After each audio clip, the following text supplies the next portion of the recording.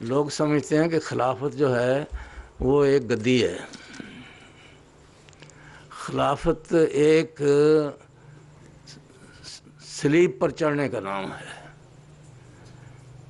جب اللہ تعالیٰ کا ہاتھ کسی سر پر پڑ جاتا ہے یوں تو وہ نہیں رہتا، وہ سب کا ہو جاتا ہے.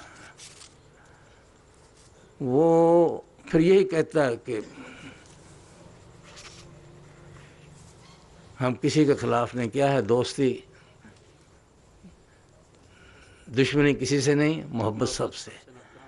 اور یہ آنکھوں سے اس عاجز نے، میں تو بالکل اس کا اہل نہیں کہ قریب سے ہم ان کو دیکھ بھی سکیں، لیکن بہت قریب سے دیکھا ہے. اور میں اللہ تعالیٰ کی قسم کھا کر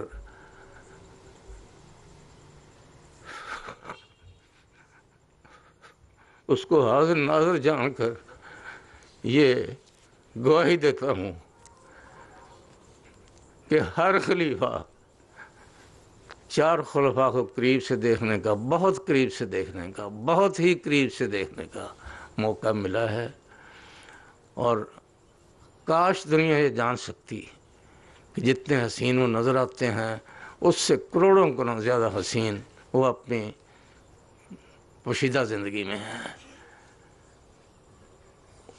خلیفہ جیسا دکھی انسان کوئی نہیں ہے. ہم سب کا دکھ اس کا دکھ ہے، ہم سب کی خوشی اس کی خوشی ہے. مجھے یاد ہے کہ ایک لڑکا قتل ہو گیا، مبشر غالباً نام تھا، گجرانوالے کا تھا. حضرت صاحب اس وقت تو خلیفہ نہیں تھے، کراچی گئے ہوئے تھے. تو آدھی رات مجھے 1 بجے قریب فون آیا ان کا کہ یہ وہی مبشر تو نہیں.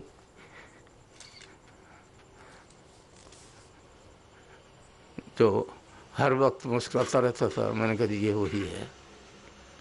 اور پھر ساری عمر یاد رکھا اس کو، یہ نہیں کہ بھول گئے ہوں.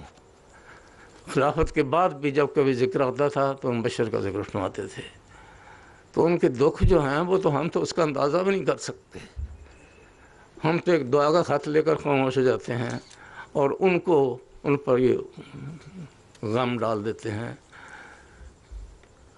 خلافت جو ہے، خلافت تو مجھے یاد ہے حضرت خلیفۃ المسیح ثانی رضی اللہ تعالیٰ عنہ نے، میں پتہ نہیں کوئی سوال کیا تو اس سلسلے میں حضور نے فرمایا کوئی مجنون اور پاگل ہی ہوگا جو خواہش کرے کہ میں خلیفہ بن جاؤں.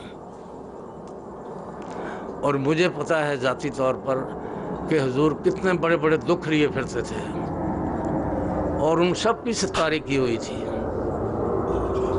حتیٰ کہ کچھ لوگ وہ ظاہر ہو گئے. پھر وہ مجبوراً، خلافت کے اور بھی تو فرائض ہیں، وہ اپنا فرض حضور کو پورا کرنا پڑا، لیکن وہ ستار اس خدا کے عکس بھی ہوتے ہیں، وہ ستاری بھی کرتے ہیں. تو ایسے ایسی باتیں میں آپ کو بتاؤں کہ ایسے ایسے لوگ تھے جو بظاہر نظر آتے تھے کہ یہ بڑے عظیم الشان لوگ ہیں، لیکن در پردہ وہ خلافت کے. اور حضرت صاحب کو علم تھا، لیکن مجال ہے کسی لمحہ بھی یہ اظہار ہوا ہو اس کا عملاً یا خیال کے طور پر کہ ان سے کچھ ڈسٹنس ہو یا کچھ ہو.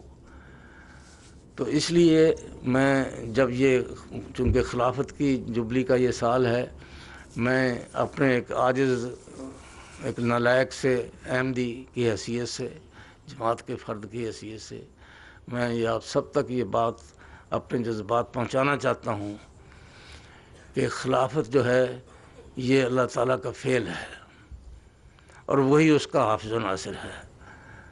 ہمارے قیام سے نہ خلافت کو کوئی طاقت پہنچ سکتی ہے، نہ ہمارے گرنے سے کوئی خلافت کو نقصان پہنچ سکتا ہے.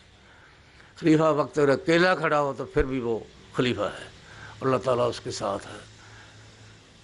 وہ میرا ہی ایک شعر ہے، جب MTA آیا ہے، پتہ نہیں کب وہ تھا وہ شعر، کہ وہی آج ہے محبت جبرائیل، اسی پر اترتا ہے رب جلیل.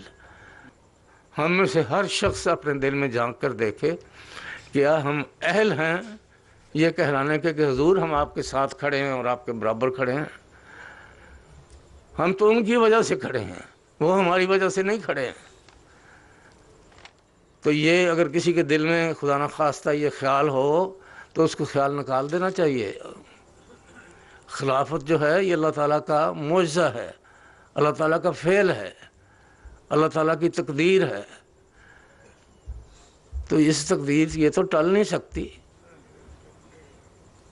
ہم پرستش نہیں کرتے ہیں، پرستش محمد رسول اللہ کی نہیں کرتے، انما انا بشرم مثلکم، لیکن یوحا الیہ، بشر ہیں، دیکھنا کہیں اور نہ کچھ سمجھنا، بشر ہیں، کہہ دو لوگوں کو، لیکن کیا کہ مجھے اللہ تعالیٰ کے ساتھ میرا تعلق ہے، وہی ہوتی ہے، اور وہی تعلق یہاں موجود ہے۔ ورنہ تو انسانیت کے لیے زندگی کا کوئی مقصد کوئی نہیں۔ پھر رشید کاسرانی کہیں گے میں نے فلسفہ شروع کر دیا۔ بات یہ ہے کہ اس کے بغیر تو زندگی کا کوئی مقصد ہی نہیں بنتا۔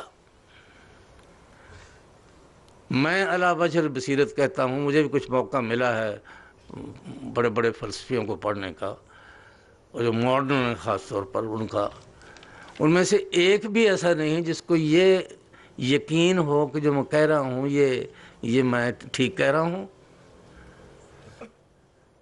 تو یہ تو اللہ تعالیٰ کا ہم پر احسان ہے کہ پتہ نہیں اس کو کون سا عیب ہمارا پسند آ گیا کہ ہمیں اکٹھا کر دیا اور اس رسی سے باندھ دیا، اس رسی کو پکڑ لیا ہم نے۔ تو بس یہ ہے میرا بیان کرنے کا صرف یہی مطلب تھا۔